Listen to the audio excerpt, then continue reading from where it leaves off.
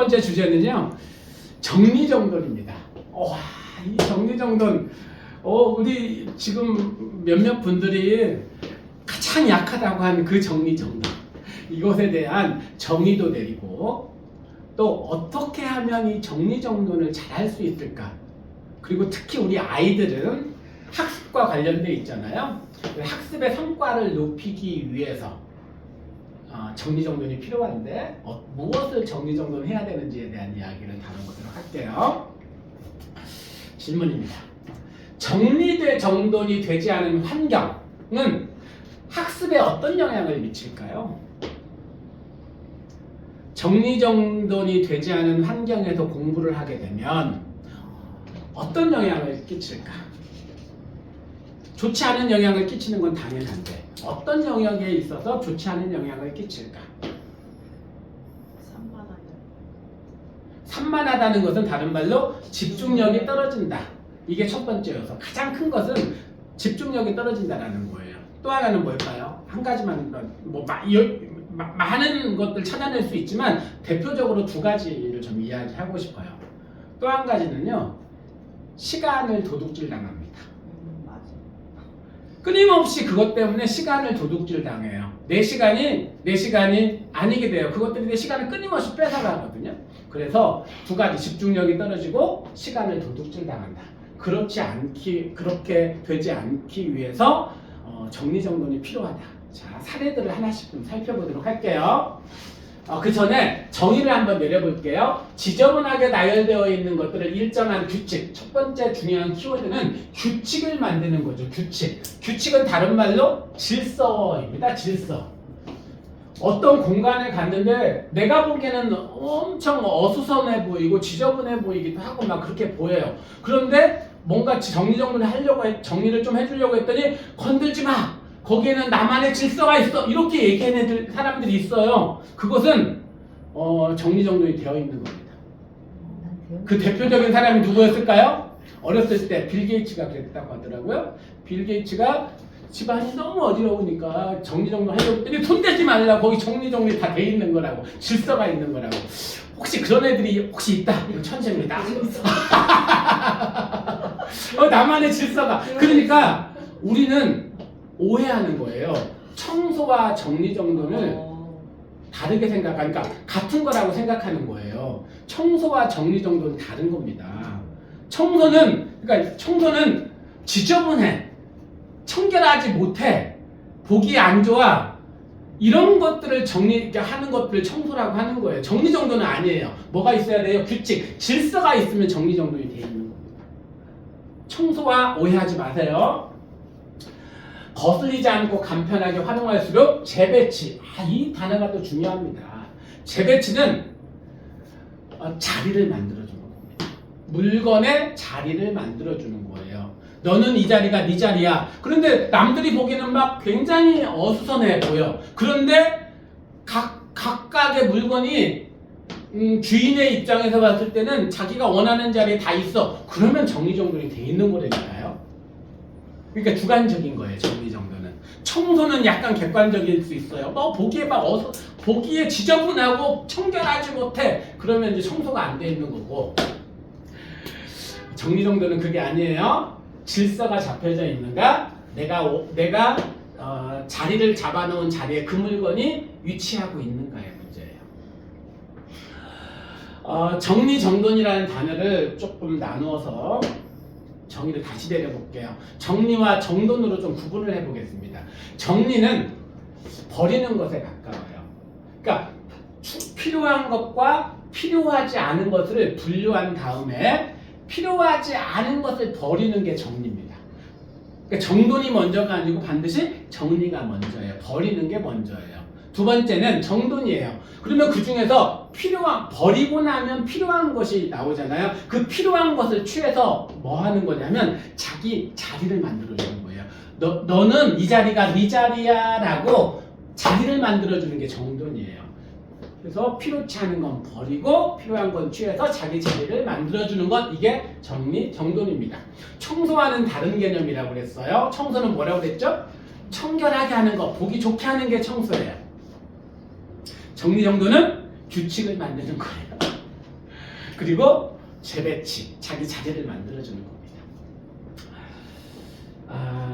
일본에 이 정리정돈의 대가가 있습니다. 곤도 마리에. 이 사람이 쓴 책이 인생이 빛나는 정리의 마법이라는 책을 썼는데 이분이 자기 책에서 정리정돈의 10가지 법칙을 이야기해요. 간단히 좀 소개를 좀 해드리도록 하겠습니다.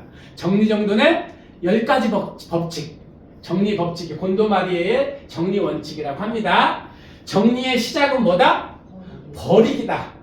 버리지 못하는 사람 많죠. 근데 왜 버리지 못할까요? 첫 번째는 과거에 대한 미련이래요. 두 번째는 미래에 대한 불안이에요. 이 두 가지 때문에 버리지 못한답니다. 가끔 TV에 보면은 막 집안이 산더미처럼 이렇게 뭐 물건들이 쌓여가지고 무슨 뭐 정리정돈 팀이 막 이렇게 가서 막 뭐 몇 톤 트럭으로 몇 차 뭐 이렇게 막 버리고 막 그러잖아요. 그런 프로그램이 나오는데 세상에 이런 일인가요? 뭐 이런 데 나옵니다. 그런 사람들의 대부분의 특징이 뭐예요? 그러니까 이것은 버리지 못하는 거예요. 과거에 뭔가가 있다. 아니면 대부분은 그런 사람들이 미래에 대한 불안 때문에 이거 언젠가는 쓸 거야. 언젠가는 쓸 거야. 그래서 못 버리는 겁니다. 그것을 버려야만, 그 생각을 버려야만 물건을 버릴 수 있어요. 정리로 가릴 것은 버릴 물건을 가릴 게 아니에요. 왜 버려야 돼요? 남길 물건 때문에 그래. 남길 물건. 그러니까 내가 사용할 수 있는 물건을 찾기 위해서 버리는 겁니다. 생각을 좀 바꿔야 돼요. 근데 이제 세 번째가 아주 중요한데, 그러면 물건을 놓고 어떤 것은 버리고 어떤 것은 놓아둘 건가, 그 기준을 정해야 될 거 아니에요? 이 곤도 마리에는 딱 보고 가슴이 설레. 그러면 놔두고 설레지 않아. 그럼 버리는 거래요. 그래서 그 작업을 어떻게 하냐면 이렇게 하라는 거예요. 집에 가서 이불을 방에다 깔으라고 합니다. 이불을 깔고 이불에다가 쏟아부으면 안 된대요. 절대로. 어떻게 하냐면 서랍을 열었어. 그럼 서랍 열은 거 하나하나 내놔야 돼요. 이렇게 하나하나 다. 쏟아버리면 먼지 나오면 안 되잖아요. 하나하나 다 내어놓고 어떻게 하냐면 이제 딱 드는 거예요. 설레. 그러면 오른쪽에 놓고 이거 안 설레네. 그 왼쪽에 놓고 이렇게 하라는 거예요. 근데 정리를 가족에게 하지 말라는 거예요. 무슨 얘기냐면 내 방에 있는 것뿐이 아니야. 이거 내 방에 놓기는 싫은데 버리기는 아까워. 엄마 방에다 갖다 놔야지. 이런 거 하지 말라는 얘기예요. 아니면은 우리 처갓집에다 갖다 놔야지. 이런 거 있잖아요. 아니면 무슨 시댁에다 갖다 놔야지. 버리기는 아깝고 뭐 이런 거 있죠. 그렇게 하지 말라는 얘기입니다. 그러니까 같은 얘기인데 친정에게 버리는 물건을 쌓아두지 말라. 다른 데 가족들 다른 집 있잖아요. 거기다가 갖다 놓지 말라고요. 아니 나한테는 필요 없다고, 아니 다 나중에 쓸 것 같아. 그렇다고 해서 거기다가 보관 창고를 쓰지 말라는 얘기예요. 물건별로 정리하라.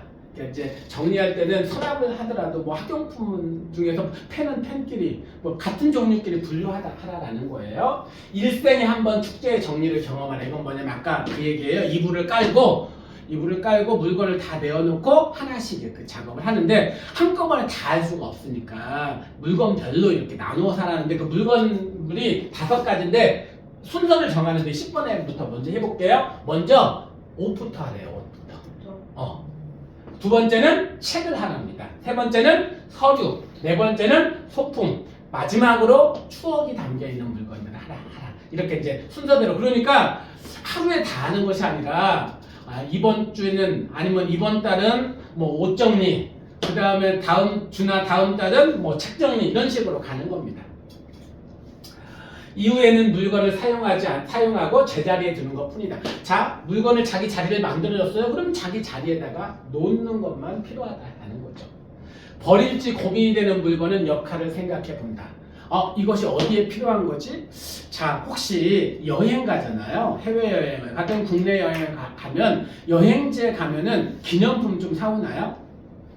안 사오나요? 저는 절대 안 삽니다. 기념품을 안 삽니다. 왜 안 살까요? 안 돼. 꼭 사는 것이 살 때가 있긴 해요. 아, 이것도 꼭 이거 필요한데? 역할을 생각해보고 이거 그러니까 필요했는데 보기도 좋아. 그러면 와서 쓰거든요. 왜? 역할이 있기 때문에. 하지만 그냥 보기 좋은 거 있죠. 그런 걸 사오면은 이걸 버리지도 못하고 그렇게 되는 거예요. 그래서 이렇게 생각하면 됩니다. 여행지에 가서 뭔가를 살 때 그것에 이름을 딱 붙여놓으세요. 뭐라고 이름을 붙여놓냐면 예쁜 쓰레기라고 이름을 붙여놓는 겁니다. 예쁜 쓰레기. 그러면 예쁜 쓰레기를 돈 주고 사올 거예요? 안 사올 거예요? 예쁘긴 예뻐. 그 예쁜 것 때문에 좋으면 돈 주고 사오시면 됩니다. 하지만 쓰레기를 사온다라고 생각하고 사오셔야 돼요. 역할을 생각하는 겁니다. 그래서 저는 안 사옵니다. 어디 가서 기념품. 근데 아이들한테는 이걸 가르쳐야 돼요. 아이들은 싫어할지 모르는데 엄마 이런 거 사오잖아요. 가서 3,000원짜리 목걸이 사오잖아요. 엄마 차고 다니고 그런 거 많이 받으셨잖아요. 안 받으셨나요? 5,000원짜리 뭐 이런 거 사오잖아요. 반지 사오고. 근데 엄마도 절대 안 사고 다니죠. 예쁜 쓰레기라고요. 아이들한테 물건에 대한 가치 이렇게 버릴 것들을 사오게 하지 말라는 얘기예요. 자, 두 번째로 가보겠습니다. 정리해야 될 것들이 있는데 그 중에 하나가 나는 필통이라고 생각을 합니다. 필통. 어떤 아이가 이제 필통이 이렇게 살이 쪄 있더라고요. 그래서 야, 여기 뭐가 들어있길래 이렇게 살이 쪄 있나 해가지고 열어봤더니 이렇게 돼 있더라고요. 야, 이거 뭐 들어있어? 그래서 한번 부어봐도 돼? 부었더니 이렇게 돼 있더라고요. 거기서 세어봤습니다. 41자루가 있더라고요. 그래서 왜 이렇게 많이 갖고 다니니? 그랬더니 정리정돈이 안 되는 아이들의 특징 같은 얘기를 합니다. 이렇게 많이 갖고 다니잖아요. 그럼 찾기가 어려워요. 그러면 새로운 것을 위에다 넣습니다. 근데 그놈이 또 밑으로 내려가요. 그럼 또 찾기가 어려워요. 그럼 새로운 것이 또 들어가요. 자꾸 똑같은 게 위로 자꾸 올라갑니다. 아이고. 원장님 얘기라고는 안 했는데 정리정돈이 되지 않은 사람들의 특징이에요. 자꾸 뭔가를 자꾸 위에다 닫고 넣습니다. 그러면 이렇게 살이 쪄요. 다이어트를 하자. 그래서 다이어트를 좀 시켰습니다. 사실은 다이어트보다 더 중요한 게 뭘까요? 사실 다이어트는 요요가 또 나중에 오거든요. 또 들어가요 또. 그래서 아예 처음부터 안 사야죠. 아니 필통을 작은 거 써야 돼요. 이렇게 큰 필통 쓰면 절대 안 되면 또 채워요. 이게 마음이 허한가 봐요. 이렇게 이 공간이 비어 있으면 그래서 뭔가 자꾸 채웁니다. 그래서 작은 필통을 써야 돼요. 꼭 필요한 것만 갖고 다니도록. 이런 아이들은 가방 속에 필통이 제일 무거워요. 내가 무게 재봤거든요. 1kg 나갑니다. 1kg. 이런 필통을 갖고 다니면 어깨도 안 좋습니다. 몸에도 안 좋아요. 그래서 나중에 다이어트를 해가지고 이렇게 줄여놨는데요. 요즘 필통 작은 거 갖고 다녀요. 자, 이 필통의 문제점 찾아보세요. 중학교 3학년 남자아이 필통입니다. 똑같은 게 더. 샤프 펜슬이 8자루입니다. 물어봤어요. 샤프 펜슬이 왜 8자루나 되니? 라고 물어봤더니 똑같은 얘기 어떤 놈이라도 걸리게 해요. 확률을 높인 거예요. 어떤 놈이라도 걸리게. 그렇게 하지 말라는 얘기예요. 그래서 제가 그러면 정리정돈이 정말 잘 되는 아이들은 어떻게 하고 다니느냐. 그러니까 정리정돈이 잘 된다는 것은 필통 정리만 잘하는 게 아니에요. 다른 것도 정리를 잘합니다. 뭐도 잘할까요? 공부도 잘해요. 둘 다 남학생입니다. 근데 공교롭게 필통이 똑같아요. 브랜드도 얘기하면 룬이라는 브랜드를 씁니다. 이게 제가 쿠팡에서 샀더니 만 얼마 정도 하더라고요. 그래서 저도 똑같은 필통을 사가지고 쓰고 있거든요. 제 필통도 있습니다. 나중에 공개해드릴게요. 이 필통과 똑같은 필통인데 얘는 이제 올백 맞았던 아이기도 합니다. 7과목에서 전과목 만점 맞고 남자아이들이 이렇게 정리 잘할까요? 이것만 잘하는 게 아니죠. 뭐 잘할까요? 다른 것도 정리 정말 잘합니다.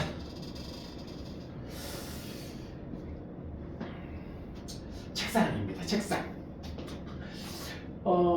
책상은 저는 이렇게 이야기해요. 책상은 너의 마음의 상태를 보여줘. 제가 저희 딸이 초등학교 다닐 때 이 얘기를 했다고 딸이 하더라고요 저한테. 나중에 대학생이 되어서 아빠가 저한테 제가 초등학교 다닐 때 이런 얘기를 해주셨어요. 네 책상은 너의 마음을 보여준단다 이렇게 얘기했대요. 근데 그 말이 너무너무 충격적이었대요. 아니 저게 내 마음이라고 이렇게 해가지고 정리를 시작했다고 하더라고요. 그래서 정리정돈을 잘하게끔 된 이유가 그때 그 말 때문이다 이렇게 얘기를 하더라고요. 자, 책상 한번 보죠. 자, 이런 책상. 많은 아이들이 이런 책상의 모습을 가지고 있습니다. 이 책상의 세 가지 문제점을 찾아볼게요. 첫 번째 여기입니다. 지금 책상에다가 뭔가 쌓아놨는데 하루 이틀 쌓아놓은 건 아닌 것 같아요. 한 1, 2주는 쌓아놓은 것 같아요. 여기서 공부 안 했다는 거 알 수가 있죠. 이렇게 쌓아놓고 어디 가서 해요? 거실 식탁에 가서 하죠. 저희는 저기서 그냥 해요. 이렇게? 여기서 여기서 쌓아놓고 그렇게 하는군요. 네. 그럴 수도 있습니다. 뭐가 필요해요? 이것은 정리가 필요하죠. 버려야 된다는 거예요. 두 번째 여기입니다. 이 공간이에요. 뭐가 붙어 있어요? 온갖 사진들이 붙어 있죠. 거기다가 아이들마다 다르지만 어떤 애들은 뭐 퍼즐 같은 것들이 있기도 하고 어떤 애들 야구공 같은 것들이 있기도 해요. 내가 좋아하는 취미와 관련된 것들 책상 앞에 딱 놓습니다. 어떤 애는 야구공이 있는데 공부하다가 야구를 너무 좋아하는 거예요. 그러면 자꾸 그 야구 상상을 한다는 거예요. 야구에 대해서. 야구를 좋아하니까. 그래서 이거 다 떼어내야 됩니다. 여기서 떼어내야 된다는 건 뭐냐면 내가 책상에 딱 앉았을 때 내 눈에 보이는 바운더리를 말해요. 그 공간. 그러니까 그 공간에서 보이지 않는 곳을 이야기합니다. 그 공간을 옮겨야 돼요. 세 번째는 여기죠. 지금 뭐가 될지 안 알았어요? 자기 자리가 만들어져 있지 않죠. 책들이 그냥 막 꽂혀져 있잖아요. 자리를 만들어주라는 거예요. 너는 네 자리는 여기야. 그래서 뭐 책은 책끼리, 뭐 노트는 노트끼리, 뭐 이렇게 분류하라는 거예요. 교과서는 교과서끼리 이렇게. 이 세 가지를 해야 됩니다. 그리고 이렇게 한 다음에 사진 찍어 그랬더니 보내왔어요. 자, 첫 번째, 여기 깨끗해졌죠? 두 번째, 여기 지금 싹 정리했죠? 세 번째, 여기 책끼리 다 분류가 다 돼 있죠? 그 뒤에 자꾸 이제 이것을 확인을 좀 해야 됩니다. 이렇게 책상을 정리해라. 세 번째로 가볼게요. 다음입니다. 이 같이 한번 읽어보도록 하죠. 시작. 오직 공부만 하는 책상을 만들어라. 두 번째, 조용한 책상을 만들어라. 음악 듣는 거 하지 말고 여기서 그러니까 책상에서는 공부만 해라. 이런 단어가 있어요. 그 거룩이라는 단어 혹시 아세요? 구별하다라는 의미를 가지고 있습니다. 구별하다. 거룩. 그러니까 저는 책상을 거룩한 곳으로 만들어라. 구별된 곳으로 만들어라. 여기서 구별한다라는 것은 공부를 위해서. 그러니까 다른 거 있잖아요. 만화책도 보고 게임도 하고 낮잠도 자고 간식도 먹고 밥도 먹고 막 여러 가지 그것들은 다른 데 가서 하고 그래야 시간 도둑이 침범하지 않습니다. 집중력이 떨어지지 않다는 거예요. 그러니까 공간을 조금 구분할 필요가 있습니다. 세 번째, 공부에 방해되는 요소를 정리정돈한 책상을 만들어라. 이것이 공부의 집중력도 높이고 시간 도둑도 침범하지 못하게 하는 책상 정리 방법입니다. 여섯 번째, 노트. 지금까지 했던 것들은 다 물건과 관련되어 있는데 노트는 전혀 다른 영역이죠. 바로 정보입니다. 정보. 그러니까 물건과 정보. 그런데 원리가 동일합니다. 물건을 정리정돈하는 원리와 정보와 지식을 정리정돈하는 원리가 똑같아요. 물건은 필요한 것과 필요하지 않은 것을 구분한 다음에 필요한 것을 취해서 자기 자리를 만들어주는 것이라면 노트는 뭐냐면 필요한 정보와 필요하지 않은 정보 혹은 중요한 정보와 중요하지 않은 정보를 구분한 다음에 중요한 정보 혹은 필요한 정보를 취해서 자리를 만들어주는데 더 중요한 정보는 중요한 자리에 덜 중요한 정보는 덜 중요한 자리에 위치하게 하는 것이 노트 정리의 근본 원리입니다. 그래서 노트 정리를 잘하는 아이들은 이렇게 하는 겁니다. 그래서 기본적으로 그냥 이렇게 가장 기본이 되는 노트 몇 개를 가져와서 보여줬는데 이 안에 담겨져 있는 원리는 뭐다? 버릴 정보와 취해야 할 정보를 구분한 후에 자기 자리를 만들어주는 거다. 이렇게 생각하시면 되겠습니다. 자, 정리정돈의 가치 한번 읽어볼게요. 소리내서 시작. 책상 정리는 마음 상태를 보여준다. 정리정돈은 시간도둑을 잡게 한다. 내적 무질서로부터 탈출하게 한다. 생산성의 바탕이 되게 한다.